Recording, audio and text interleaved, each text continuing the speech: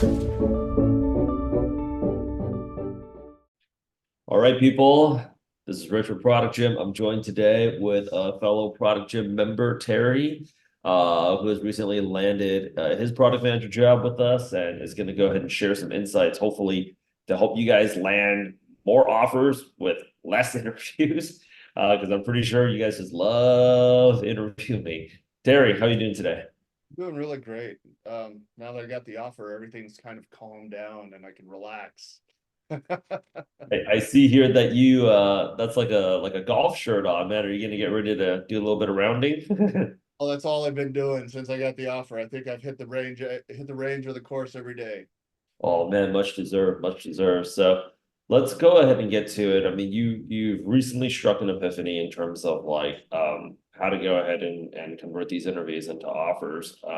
Before we go ahead and get started, and people definitely there's so many takeaways that this man has. I actually made a lot of notes myself too, but to give you guys some context, where Terry's coming from. Terry, why don't you tell us a little bit about yourself, how you broke into product management, and then all that good stuff.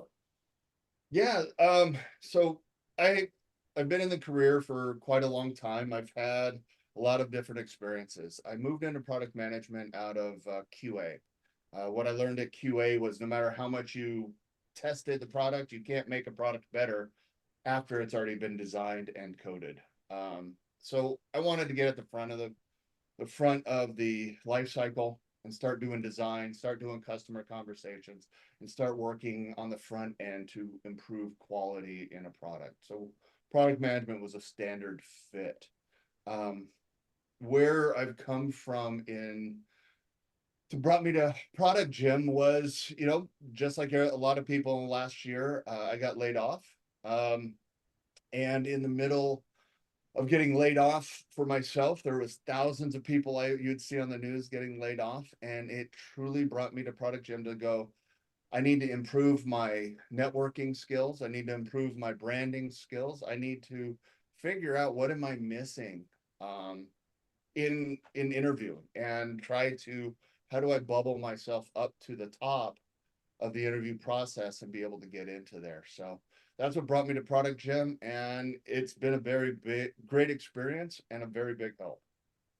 100%. And I had met you, I think, about a week before Christmas.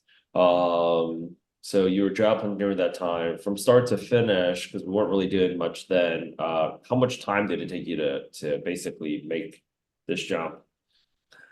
Well, I got laid off in the middle of November. Instantly started working on the resume and my star stories, all of my resources. And what the interview process takes is not just hitting that apply button and not just, making sure your resume is done, but it's the research of the company, it's the research of the people, it's the research of the industry. And so from start to finish, I would probably say I started just after I got laid off and just got hired last week. So I'd say, what's that, 4 months? Took me about 4 months to get through that cycle, and that included the holidays where nobody was interviewing and nobody was hiring. So Yeah, I remember those days. It's like almost coming to April now.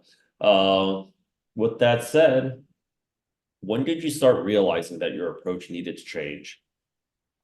yeah, so I really hit the ground and really picked up speed early December. And then the holidays came down and January came back and everybody started interview. I started interviewing again. Um, but the interviews left me not knowing what's going to happen. I had great interviews where I had good conversations. We talked about my skill set, how it applied. And I also had interviews that were just grinders. They were complete interrogations of my every bullet point in my resume, every bullet point on LinkedIn. Tell me about this, tell me about that. And it by the time I would get done with the interview, I was exhausted. And I came away with it not knowing if the interview went well, what to expect. And then a couple weeks later, I'd get that, very generic rejection letter. Thank you. We've moved on. We found somebody else. with no real feedback on how to improve or what I missed on or what was going on. And as a product manager, that bugged me. That really bothered me. I'm going, I don't know how to improve. If I don't know what I messed up on, how do I know what to get better with?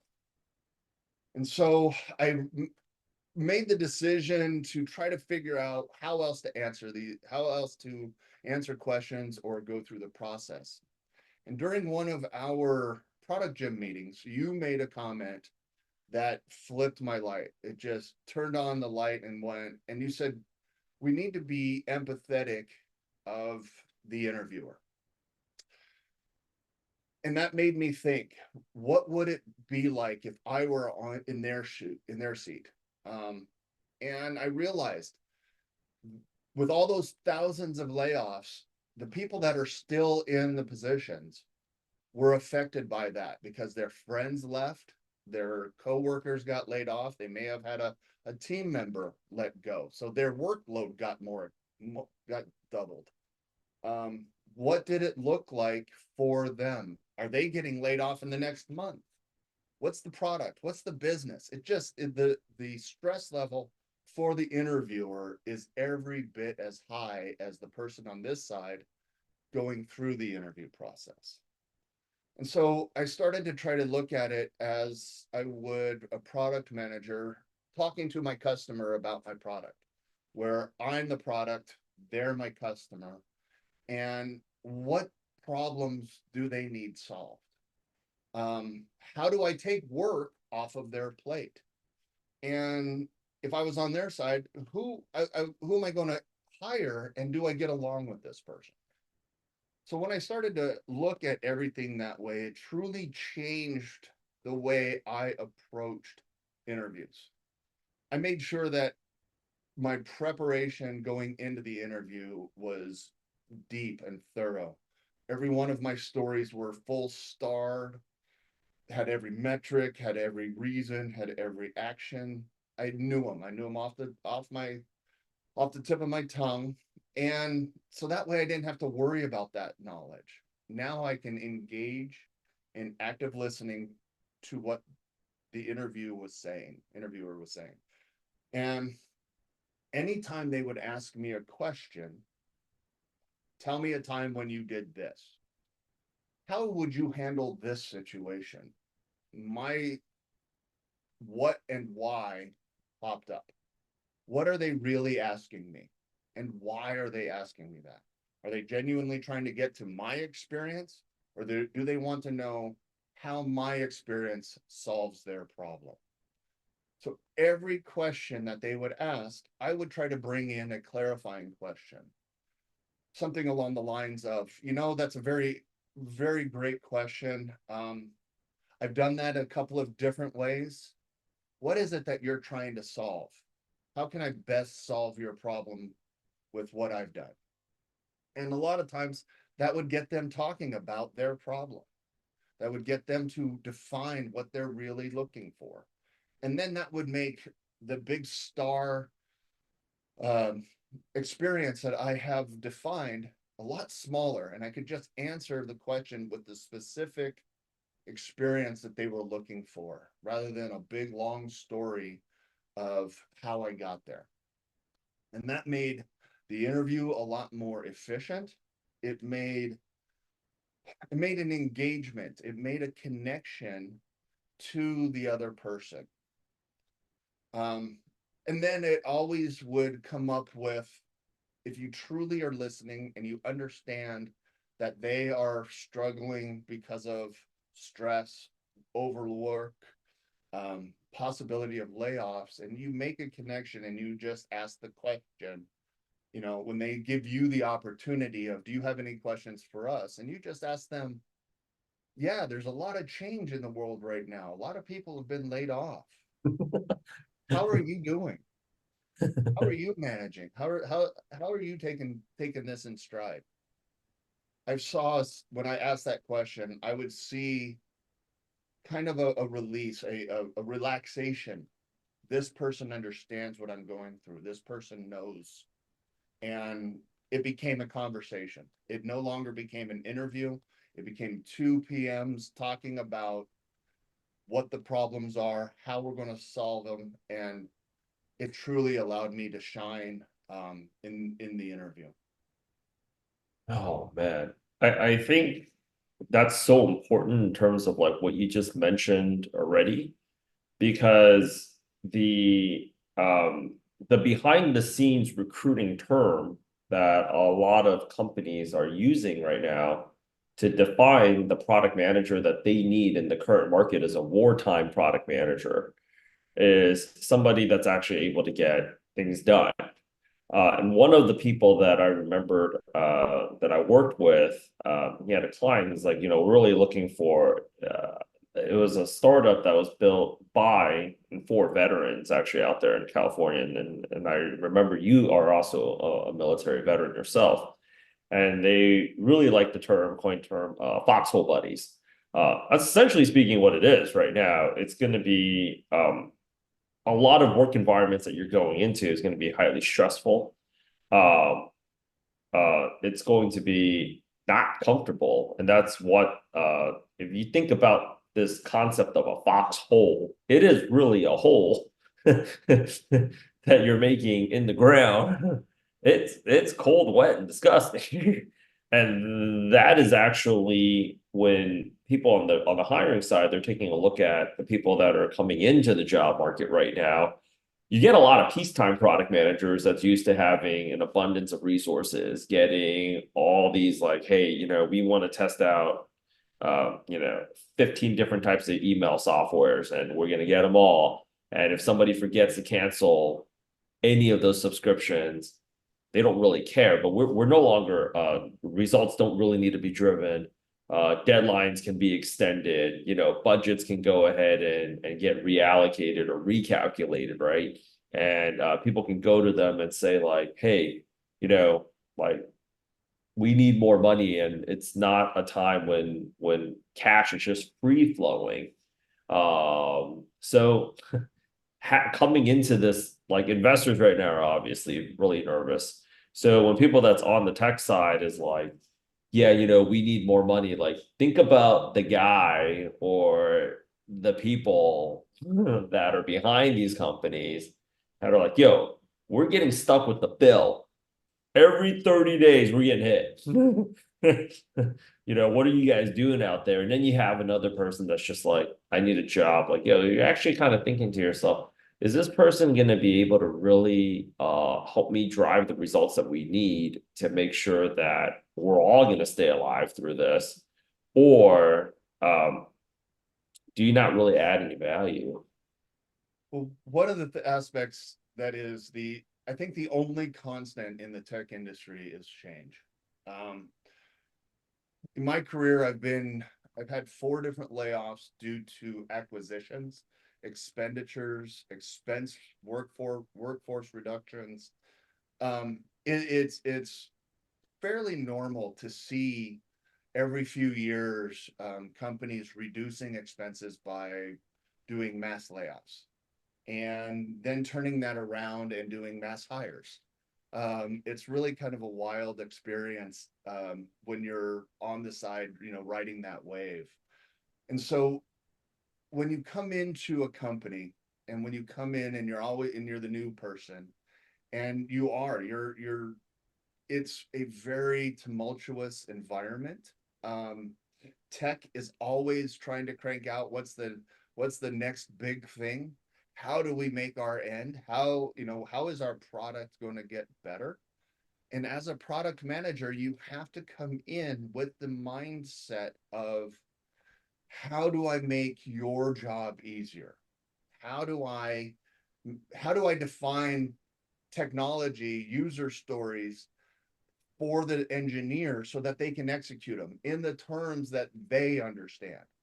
And then how do I turn that around and give marketing the value definitions, the value propositions, the artifacts that they need to, publicize our product? And then how do I give the workflows, the understanding to the sales team of what they need to make sales? So as a product manager, we're right in the middle of that tumult. And that's where, as a product manager, I love being right in the middle of it, being able to make sure that everybody's getting what they need and making sure that we're executing. And if you can do that and think about it that way for an interview, and you think about that for the company you're going into, they're not looking to throw money at you because you're a great product manager and you have all the accolades in the world. They're coming at it and trying to say, how can you help us? How can you make us better? How can you get us across the line? And when you're on this side of the interview, if you don't know what that line is and you don't ask what that line is, how do you answer a question? You have to understand and you have to ask, what are you looking for? Where are you going? And how do I fit into that equation so that you can make that leap? Otherwise, you're just having a talk about what you've done with your life and moving on to the next interview. I think that's like the brutal reality of the people that are, and it takes people, I don't know how many interviews where it's actually going to go ahead and click, but I think once it clicks, it just makes so much sense because um, on our testimonial page where you're seeing people get multiple offers, everybody that's on a testimonial page is getting multiple offers. And a lot of people have never been in a multiple offer situation. Honestly speaking, there's a lot of people that can recite all of the frameworks and walk people through. There's a lot of really qualified talent out there. And largely a lot of these skills are very learnable. Like product management is a job where it's honestly, if you think about it, like a nation of immigrants, right? Like everybody comes in from a different background. I've met people in our program that came in from finance background, management consulting background. I've met people that came in from like an executive assistant or chief of staff background, where they're like, taking care of basically the number two for the startup founder, and they're like, hey, our PM just left. Do you want to be the new PM here? I've seen people come in here from like a software engineering background, obviously, but it's amazing that like aside one of the top questions that people ask us is what background, like, do you think I have the right background? And thinking that some type of background is going to give you some type of skill that gives you this incredible leg up. Now, I don't want to diminish skills because it's not a job where if you have like zero skills, we're going to be able to go, like, there is actual work to be done. But largely, I would say within the professional community, they're not skills that is radically different to get, like radically difficult to go ahead and take on. It's really, I see the clear common denominator across the board is the mindset of we have a problem. Okay, so how do we go out there and solve the problem? How do I come in? How do I fit in solving the problem for you? This is obviously creating other problems if we don't address it. So product managers at the end of the day are just problem solvers. Right? Yeah, and there's different levels or different interjections of a product manager. You have a technical product manager. You got somebody that really understands code or databases or backend, cloud configurations. You've got cyber. You can delve into how cyber works and what how to do analysis of risk. You also have financial and you have revenue generation. You have business management. But each of these are a different slice within the entire scope of product management. So that affords us the ability to come into product management as a career path from different entry points, unlike a developer, a software developer. If you don't know how to code, you really can't get into becoming a developer. You have to learn a language, you have to do something in that realm. And so that's where product management is an extremely diverse job. But it does come around to kind of what my idea of the empathy. You have to have that as a foundation skill. You have to have empathy for the salesman that is trying to make a sell, that is trying to define, the problems of his customer set, and how can you explain the technology, your product, in a way that he can understand it and sell it. You have to have that empathy for the engineer, for the developer, and so they understand why they're coding this time, or why they have to change directions, or why is this the priority. And so it all stems from that feature. And like I said, when you pulled that up in that one meeting, that truly changed a lot of mindset of how to approach the interview process, how to approach just, anything.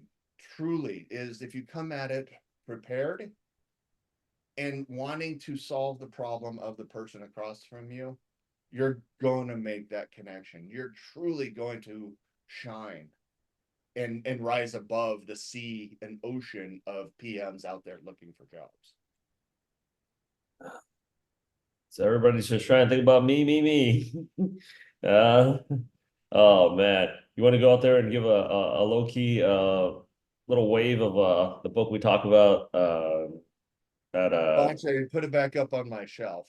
all good, all good. Never Split the Difference, chapter 5. It's probably the one of the most important books that I'd recommend for people to go ahead and actually read about, because everything is actually a negotiation, because that's where all the friction is actually really coming in. I really want to thank you taking your time out of your day to go ahead and do this. You did not need to do this. With that said, any final or closing thoughts on because you were I mean, beginning of March, this is beginning of March right now. You were in this situation for not that long ago. And I think those not fun feelings of this being a not fun job hunt, you can still remember quite well. It's very tough right now. I'll tell you, there's a lot of stress out there. There's a lot of unknowns. And firstly, I'd like to say thank you to you and Product Gym. The engagement that I was able to get with other PMs in my same situation, the community, the best practice conversations. I was able to connect with different people that I wouldn't normally have the opportunity to connect with, that truly fed me with different ideas, and that I was able to have conversations with them to help them manage through their problems. That was huge. A support community for your struggles is always a benefit, and that's a huge benefit of where Product Gym came in and helped me. And then lastly, did this work every time? It did not. Did this work for everybody I talked to? It did not. It worked for me. This was my process, and this is how I went about it. I do believe that if you come at an interview or a problem with empathy, with understanding of what the other person is going through, and not just how can this benefit me or how can this make me better, I think you can have a better connection or engagement with the other person, and that's always a win. Let me get quarterback off of that. Piggyback actually off of what you just said right there. I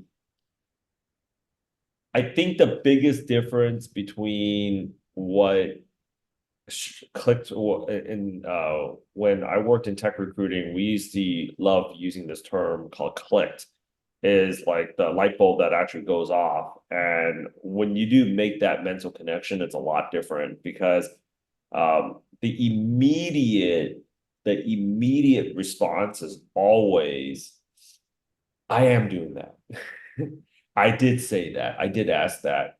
But are you actually truly coming at a place where this could be a whole another video, but like, are you actually, I think if you're very authentic about trying to understand where that person's pain point really is, and where you can add, or where you can come in a place of service to add value, is very, very different than when you're just saying like, so how's your day? And it just is so obvious you don't give a shit about how their day is going, and you're trying to solve this problem because in the world of tech recruiting, you have thousands upon thousands of recruiters that are cold calling these people, cold emailing these people and saying like, I can get you this iOS developer, I can go out there and get you this mobile developer, I can go out there and get you this product manager, I can go out there and get you 15 QAs to start by next Thursday, right?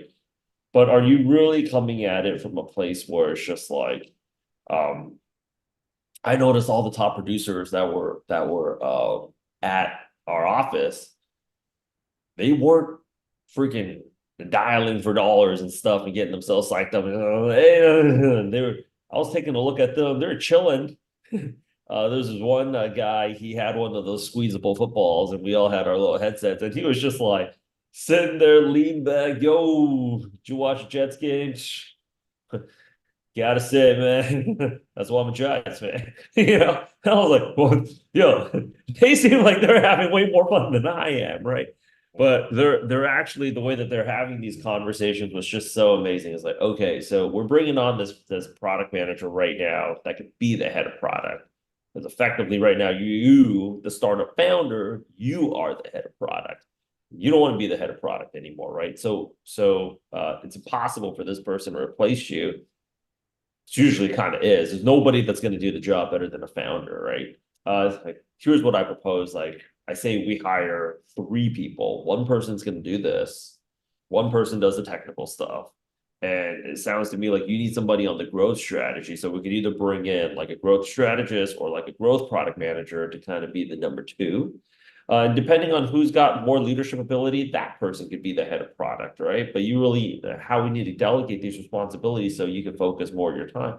And I was actually thinking to myself, like, that seems like a much more enjoyable way to spend 12 hours in the office back in the days when we had to go in, where instead of saying like, yo, like, so I have a product manager right now with 6 years of e-commerce experience, and he's done like XYZ from zero, blah, blah, blah, blah. People were just like, no. But actually having conversations with people, and they were actually having fun with it. So actually thinking about, wow, that was actually the big epiphany in terms of like what I got when I was in recruiting was the money is a non-starter for them, but there's only 12 months in a year, and it's always Friday. One of the gentlemen that I used to work with, he said, it's always lunchtime before you know it. It's always Friday before you know it.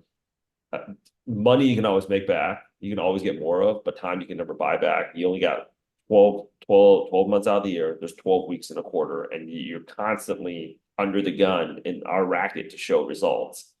And having said that, when you get it wrong, you got to think about what are the negative impacts for the person that doesn't work out. You pack up and you can just start going out there and interview. There's plenty of people that call us and say, what happens if there's work gaps, or they're going to ask me about like, why was I at this company for 4 months? You do enough interviews, you're going to get a job somewhere. Even the lowest paying product manager job is still deep in six figures, right? But for the people that are there left with the bag, now it's like all the other roadmaps get pushed out. It's like the negative impacts and what that does to their careers, what that does to their reputation, what it does with the investors. And now all of a sudden, like people start questioning everything else that you do and all the other decisions that you're making. Um, how that bleeds and bleeds into everything else. That's where I guess people get wrong and they don't see when they're interviewing with this. You got to realize that if you've gotten to the interview, and let's say you've made it past the recruiter and you're on a hiring interview, that means that you already have the skill set. Chances are you have the foundational that they're looking for. Now you just need to be able to apply and be able to understand what you're trying to solve. And the resume is great, your gaps, but that's where all the preparation comes in, making sure that you've answered the 100 standard questions, that are out there. You're going to get asked these 100 standard questions across the board. Can you answer them? That's prep work.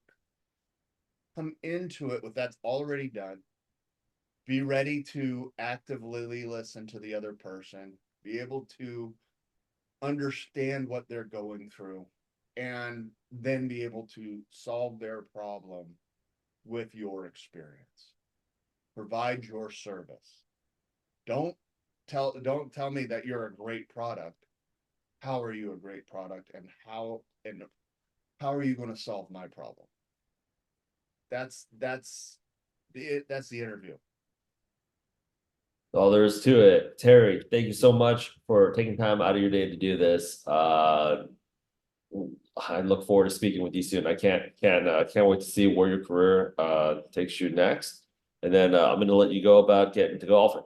All righty. You have a great day. Thank you very much. Thanks.